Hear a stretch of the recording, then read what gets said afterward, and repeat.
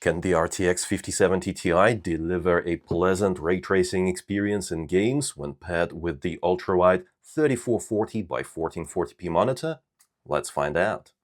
To test this, I paired the MSI Gaming Trio OC Plus version of the 5070 Ti with the Ryzen 7 9800X3D CPU as part of the Be Quiet PC build powered by MSI, and we'll be experiencing the games today on the MSI Ultrawide 3440x1440 OLED monitor. It features a 175Hz QD OLED panel, which is nice.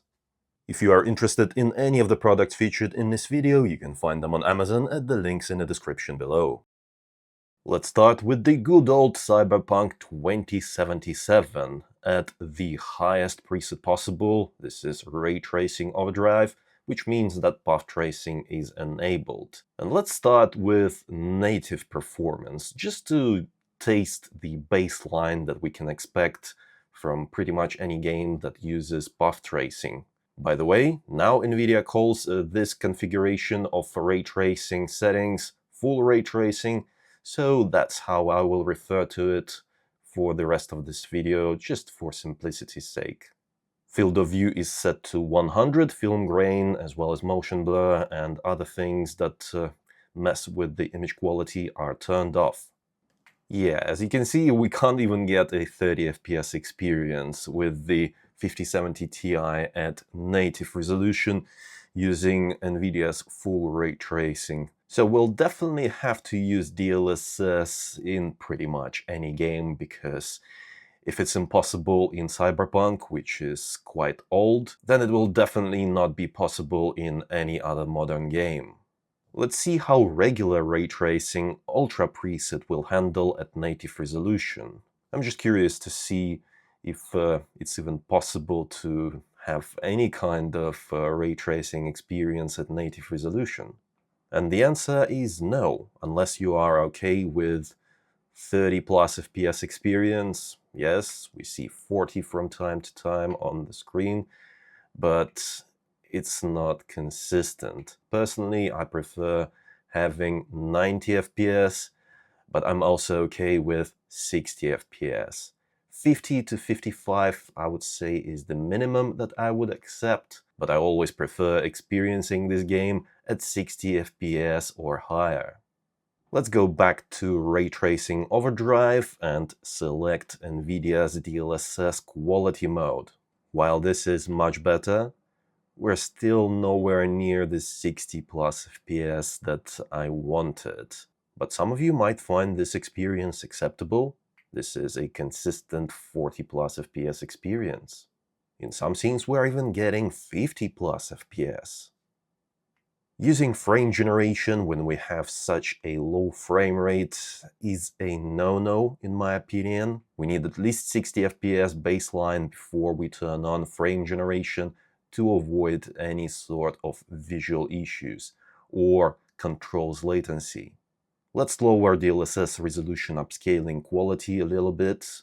Let's go for balanced. The image doesn't look as crisp. However, we are now getting closer to 60 FPS. We're at 55 plus, I would say, although there are some dips to around 53. Yeah, 53 is the lowest number I've seen so far. But if you want to experience full ray tracing, then it is possible to actually enjoy it, because we're getting 50 plus FPS. And as I've mentioned previously, I find this experience acceptable. And in terms of image quality, using DLSS balanced, it looks okay. Yes, it's not as fantastic as using native resolution or even DLSS quality, but the differences are minor. And as soon as you get into actually playing the game, running around, fighting, doing missions, I doubt that you will notice the difference. I've been walking around for, I don't know, about 10 minutes at this point, looking just at landscapes, at the city, at everything, and it looks fine. It looks enjoyable. And full ray tracing really makes a huge difference in this game in terms of visuals, because yeah, it introduces my favorite thing of them all, realistic reflections. Beautiful. And take a look at this. In some scenes we're getting above 60 FPS, even reaching closer to 70 sometimes. Wow, okay. This is not bad actually. I don't have any issues enjoying this game like so. It's pretty good. However, if you want a higher frame rate, then it is possible if we lower ray tracing quality a little bit. Let's use Ray Tracing Ultra preset, which means that path tracing is disabled now. And we'll go for DLSS quality mode. Okay, this feels nice. Take a look at this experience. 70 plus. Wow. The image is much smoother compared to the previous configuration we were using. Yeah. And we still have a lot of ray tracing features enabled with Ray Tracing Ultra preset. So the game still looks very nice indeed. The lighting looks great. The shadows look awesome. And we're getting a consistent 60 plus FPS experience. If we encounter any area that is even more demanding than this, then we have some headroom in terms of performance. And we still have ray-traced reflections, although they don't look as nice. They still look okay. The game still looks realistic enough to enjoy it. Yeah, it's pretty good. Personally, I prefer this set of settings because I very much value higher frame rates, especially if I have a high refresh rate monitor like this one here, 175 Hz. This kind of game feels very nice at high frame rates. And since we still have above 4 GB of free video memory, we can use frame generation without any issues. Frame generation requires extra video memory to run, but it improves image fluidity significantly, so let's check it out. The 5070 Ti features the latest multi-frame generation feature, which means that we can choose between 2x, 3x, and 4x modes.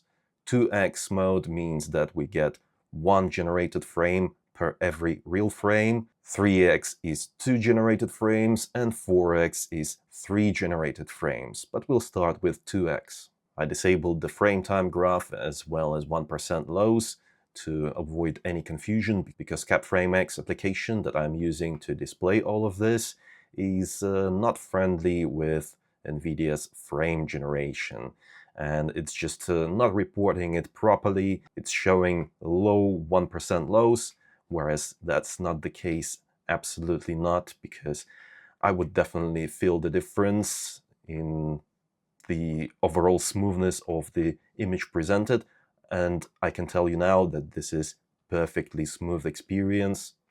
Yes, no issues at all, very nice indeed.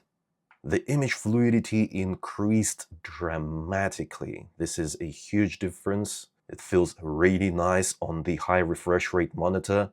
We're getting above 120 FPS, sometimes 130. Sometimes it does drop below 120, but mostly this is a pleasant, smooth experience. The image fluidity is insane. This is a great experience. If you haven't tried frame generation yet, then I highly recommend you do so. Personally, I think that 2x frame generation mode is the best, because it offers the best balance between image quality and image fluidity. As you generate more frames, any kind of small visual issues that are present on the screen will be amplified by introducing more generated frames, because DLSS will struggle more and more to resolve those visual issues with every additional generated frame. But for the sake of curiosity, I still have to try it. Let's go for 3x frame generation. Okay, our GPU is still nearly fully loaded and we are getting 180 plus FPS in some scenes, which is more than this monitor can actually display. But at the moment, we're staying within the monitor's specifications, actually. Oh, 180, right there, 187. Right. And the image feels very fluid.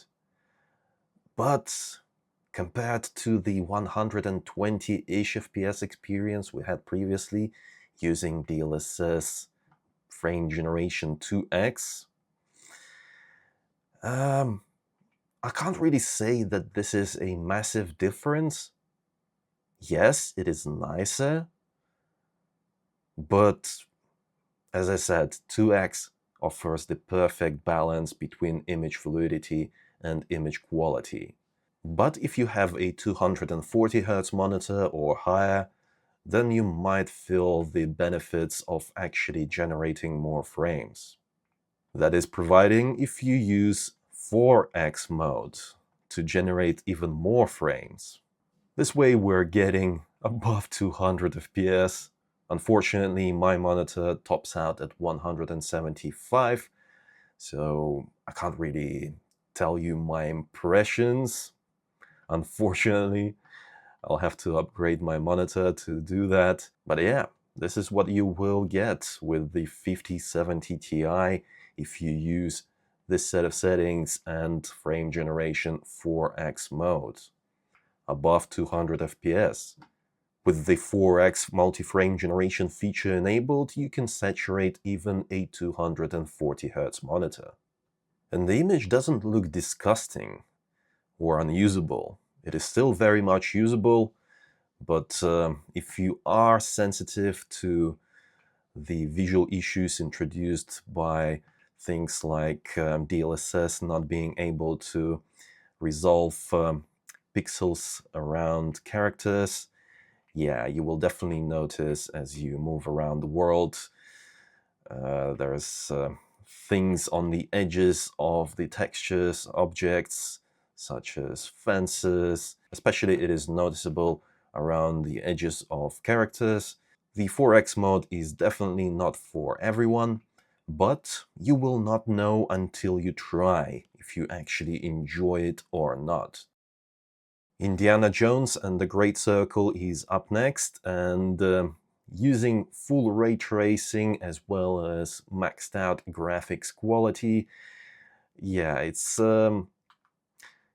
not really a good experience, is it? 20 FPS. I don't think that this is the way to play this game, and that's why I think we should use DLSS resolution upscaling right away. Let's select DLSS quality and see what happens. It's not too bad, but it's far from perfect. We're getting 40 plus FPS in the jungle, which means that we will get dips to around 40-ish in certain scenes in this jungle. Yeah, but this is one of the most demanding levels in the game. Not every level will be like this. In other levels, your FPS will be perfectly fine, above 60 FPS, reaching 70 sometimes. As you can see from this museum scene, perfectly beautiful experience, playable, pleasant.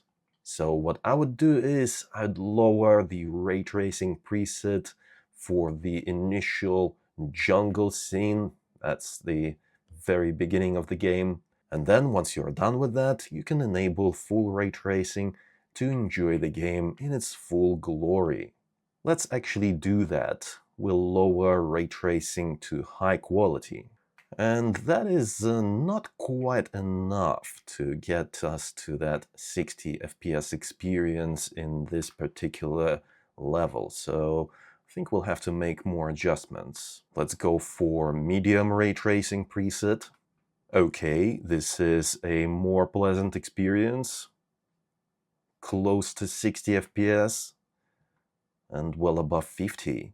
Alright, this right here is pretty good.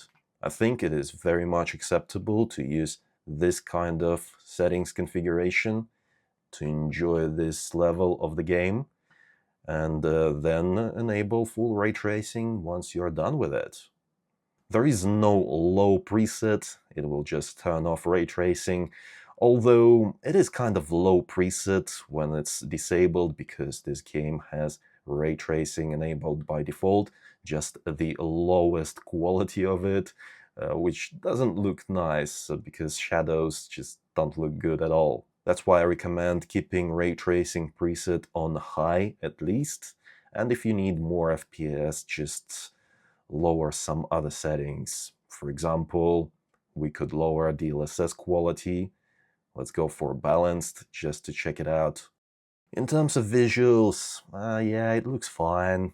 Of course, we're losing some of those extremely fine details. If you are like a hawk and you have good eyes, then you might notice it. But then if your vision is not at 100 or 110% of human capacity, then you might not even care and prefer a smoother experience in terms of higher frame rates. Check this out, 60 plus FPS consistently, beautiful experience. Yeah, this is a viable option. And of course, you can enable frame generation on top of that. You can select 2x, 3x, or 4x. Let's go for 2x. This is just another example how you can improve image fluidity using frame generation without sacrificing too much image quality.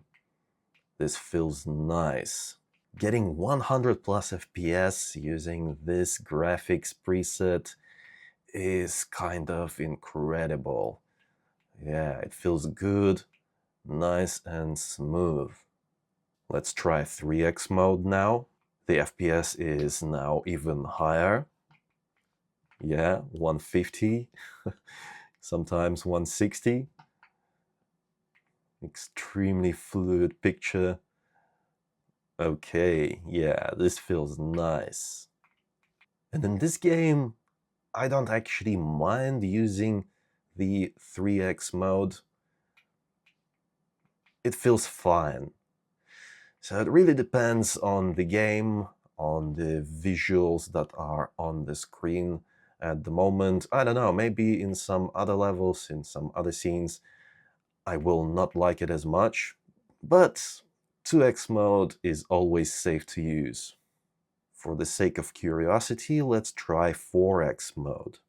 It's not giving us that many more frames, but we are close to 200. Oh, 202, nice. Okay. Alan Wake 2 is the most GPU demanding game out of the bunch. It's pretty much as bad as it will get in any modern game in terms of GPU utilization.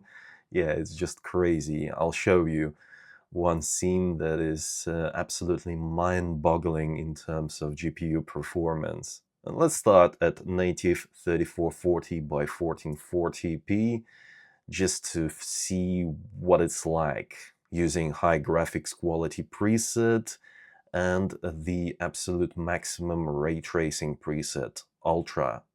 This is not the most demanding level in the game, and yet we're still struggling to get 30 plus FPS. We're actually below 30. This is a cinematic 28 FPS experience. Oh, 30 plus now. Okay, okay. But as I mentioned, there are levels in this game that are even more demanding than this. So there is no way in hell we can play this game at a native resolution. Let's go ahead and enable DLSS resolution upscaling. We'll select quality mode to begin with.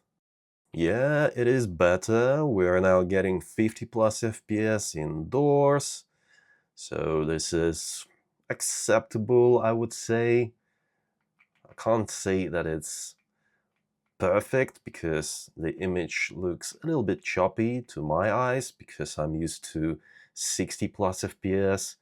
90 FPS is even nicer, but this is playable. I think it is acceptable to actually enjoy the game at this set of settings in this particular level. Yeah, because check this out. We're getting 69 FPS, nice.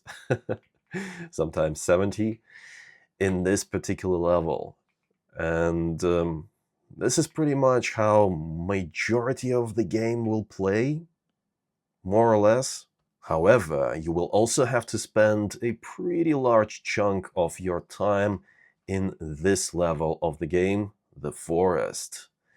And as you can see, using the same settings, yeah, the FPS doesn't look as hot, does it?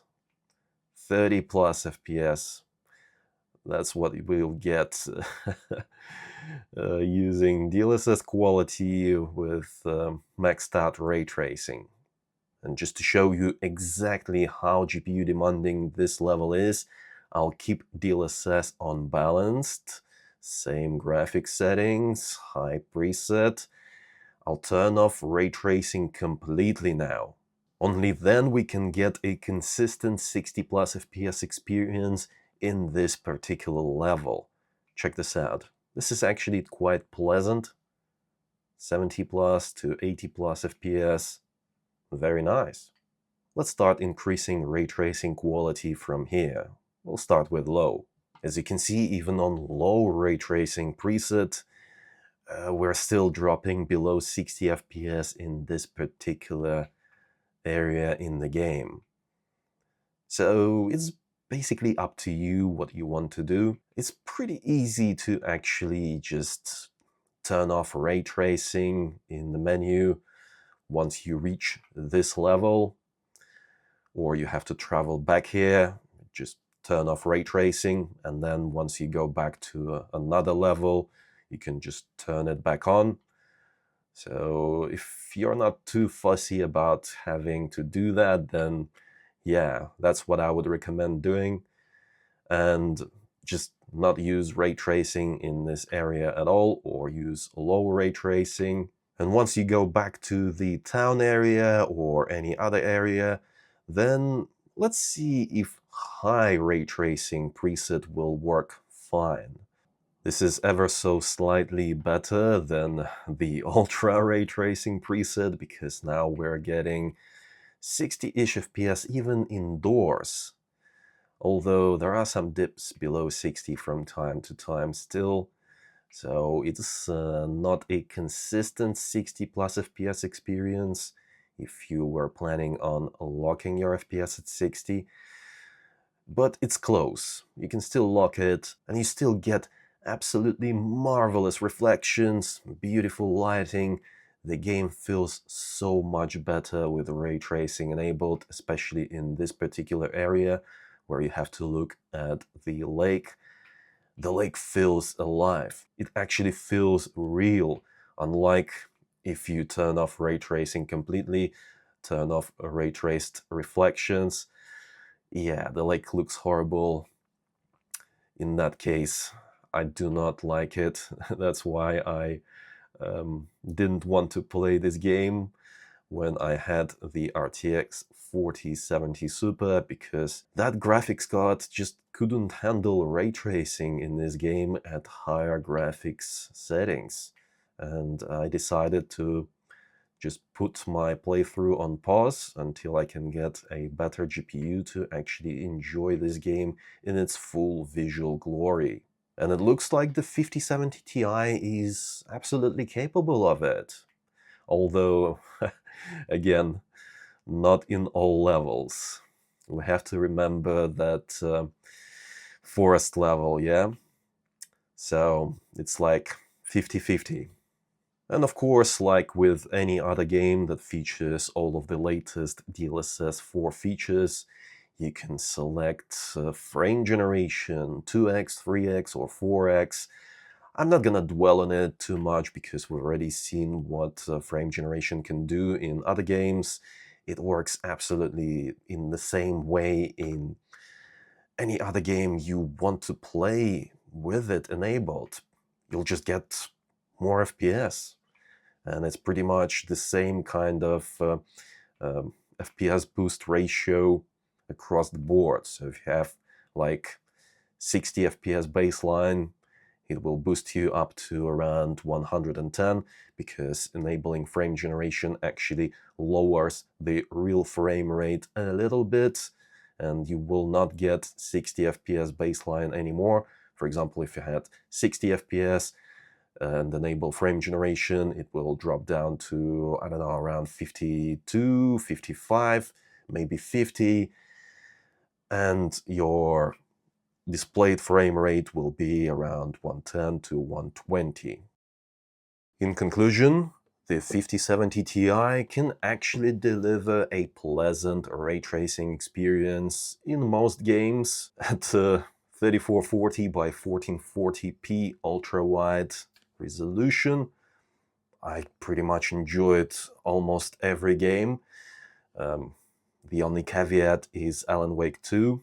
In the forest area, you just can't use ray tracing pretty much at all.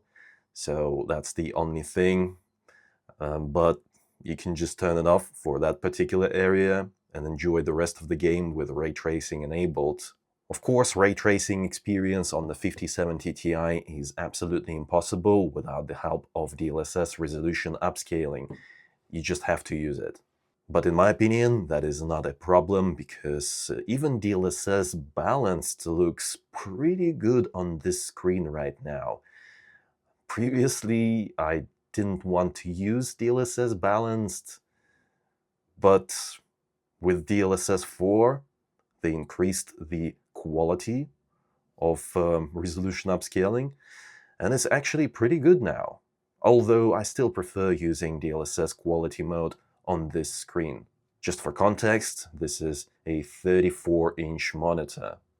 But overall, this was a very much pleasant experience, and I recommend the 5070 Ti to pair with your ultra-wide monitor if you're looking to play your games with ray tracing enabled. You can definitely enjoy some of those games, even the most demanding games actually. Let me know what you think about this combo, and if you enjoyed this video, then don't forget to reward my work with a like. I appreciate it a lot, it helps out a lot. And subscribe for more videos like this if you haven't already. Also, if you're interested in any of the products featured in this video, then you can find them on Amazon at the links in the description below. It was I, Vadim. Until next time.